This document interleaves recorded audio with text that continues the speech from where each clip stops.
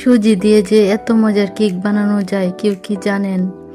দেখতে যেমন সুন্দর, খেতেও মাশাআল্লাহ তেমনই মজা। মুখে দিলেই মিলিয়ে যায়, একবার খেলে বারবার খেতে ইচ্ছে করবে। আসসালামু আলাইকুম এভরিওয়ান, সবাই কেমন আছেন? আশা করি ভালো আছেন। আলহামদুলিল্লাহ, আমরাও আল্লাহর রহমতে অনেক ভালো আছি। প্রতিদিনের মতো আবারও চলে আসলাম নতুন একটা রেসিপি নিয়ে। আজ আমি তৈরি করে দেখাবো সুজি দিয়ে অসম্ভব মজার একটা কেক।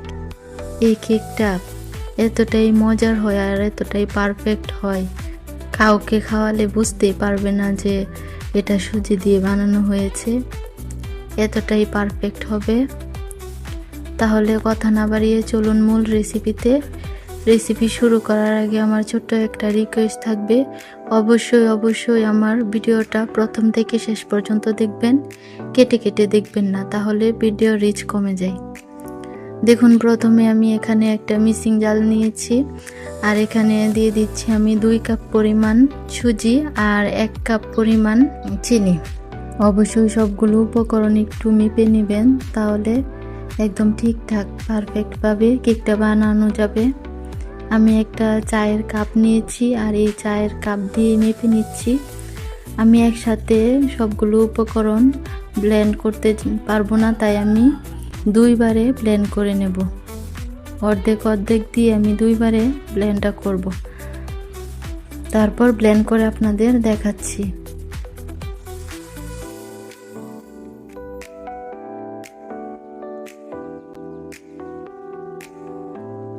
দেখুন, আমি সবগুলো উপকরণ 2 বারে খুব সুন্দরভাবে ব্লেন্ড করে নিয়েছি।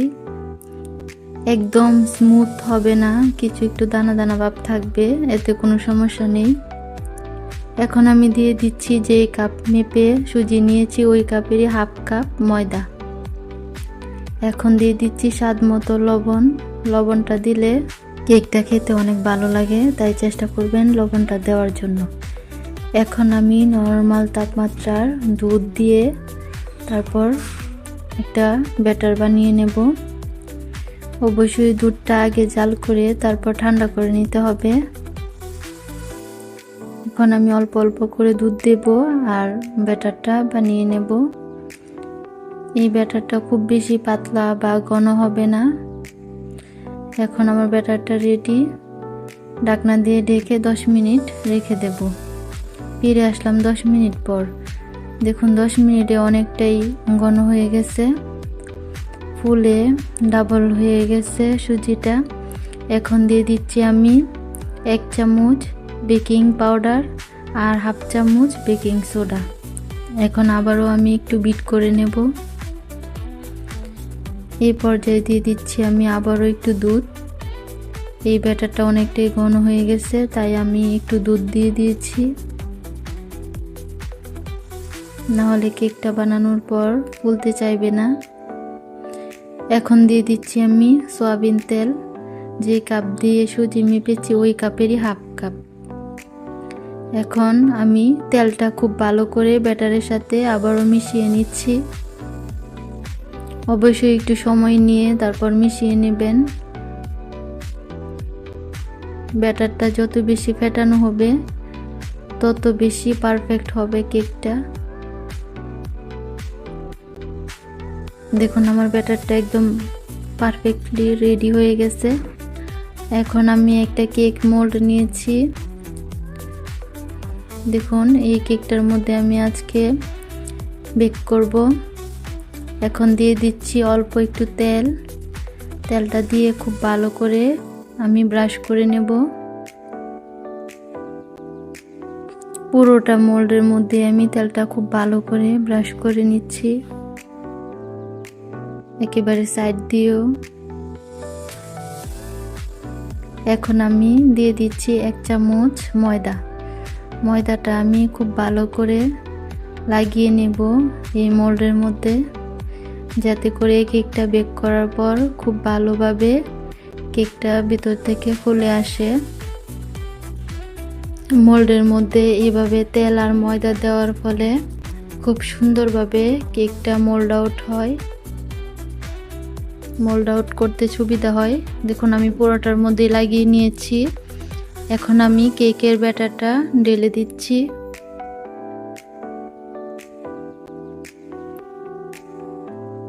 আমি কেকের পুরোটা ব্যাটারি ঢেলে নিয়েছি। এখন আমি হাত দিয়ে একটু কেক মোল্ডটা ধরে একটু ট্যাপ করে নিচ্ছি, যাতে করে ভেতরে কোনো বাবলস না থাকে। এখন আমি উপরে সুন্দরের জন্য কিছু কিশমিশ আর কিছু কাঠবাদাম কুচি করে নিয়েছি, সেটা এখন দিয়ে দিচ্ছি উপর থেকে। এতে দেখতেও সুন্দর লাগবে, আবার খেতেও ভালো লাগবে। অবশ্যই আপনারা চেষ্টা করবেন উপর দিয়ে এভাবে কিশমিশ আর বাদাম দিতে। আর যদি আপনাদের হাতের কাছে থাকে টুটি ফুটিও দিতে পারেন, এতেও খুব ভালো লাগে। আবারও আমি একটু ধরে ট্যাপ করে দিচ্ছি। এখন আমি বেক করতে চলে যাচ্ছি। চুলায় একটা পাতিল বসিয়ে দিয়েছি, আর পাতিলের ভিতরে আমি একটা লেখালেখির কাগজ দিয়ে একটা স্ট্যান্ডার দিয়ে দিয়েছি। এখন কেক মোল্ডটা দিয়ে ঢাকনা দিয়ে ঢেকে আমি 30 থেকে 35 মিনিটের মতো বেক করে নেব। দেখুন আমি এখানে প্রায় 40 মিনিটের মতো বেক করে নিয়েছি। সুজির কেক তো তাই একটু সময় লেগেছে। দেখুন আমি এখন চেক করে নিচ্ছি একটা কাঠি দিয়ে, কাঠিটা ক্লিন এসেছে, তার মানে আমার কেকটা হয়ে গেছে। এখন আমি নামিয়ে নিচ্ছি। মাশাআল্লাহ, কেকটা দেখতে যেমন সুন্দর হয়েছে, খেতেও অনেক বেশি মজা ছিল। এখন আমি কেকটা ঠান্ডা করে নিয়েছি, একটা ছুরি দিয়ে সাইড দিয়ে আলাদা করে দিচ্ছি। এখন আমি কেকটা মোল্ড আউট করে নেব। দেখুন আমি একটা থালাতে কেকটা ঢেলে নিয়েছি। মাশাআল্লাহ, কেকটা অনেক সুন্দর হয়েছে, একদমই পুড়ে যায়নি, আবার কাঁচাও থেকে যায়নি। এখন কেকটা আমি কেটে নেব। অনেক সুন্দর হয়েছে কেকটা। আপনারা অবশ্যই এই কেকটা বাসায় ট্রাই করে দেখবেন, আশা করি ভালো লাগবে। আমার রেসিপি ফলো করে যদি বানান তাহলে একদম পারফেক্ট হবে কেক। আমার রেসিপি যদি ভালো লেগে থাকে আমার চ্যানেলটা সাবস্ক্রাইব করে দেবেন, লাইক কমেন্ট শেয়ার করে দেবেন। আর আমার এরকম নিত্য নতুন সহজ রেসিপি পাওয়ার জন্য অবশ্যই আমার চ্যানেলটা সাবস্ক্রাইব করে অল বাটনটা অন করে রাখবেন, যাতে করে আমার ভিডিও আপলোড করার সাথে সাথে আপনার এখানে পৌঁছে যায়।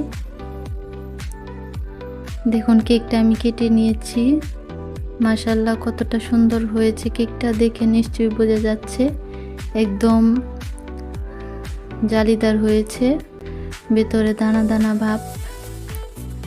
অনেক সুন্দর হয়েছে, অনেক মজাও হয়েছে। আমার বাসার তো সবাই পছন্দ করেছে, আশা করি আপনাদের বাসারও সবাই পছন্দ করবে। এখনও যারা আমার চ্যানেলটা সাবস্ক্রাইব করেননি প্লিজ সাবস্ক্রাইব করে দেবেন, লাইক কমেন্ট শেয়ার করে দেবেন। আর যারা সাবস্ক্রাইব করে দিয়েছেন তাদেরকে অসংখ্য ধন্যবাদ। এতক্ষণ আমার সাথে থাকার জন্য অনেক ধন্যবাদ। যারা এতক্ষণ আমার সাথে ছিলেন, আমার পুরো ভিডিওটা দেখেছেন, তাদেরকে আবারও জানাই অসংখ্য ধন্যবাদ। তাহলে আজকের মতো এখানেই বিদায় নিচ্ছি। দেখা হবে পরের ভিডিওতে। সবাই ভালো থাকেন, সুস্থ থাকেন। আল্লাহ হাফেজ।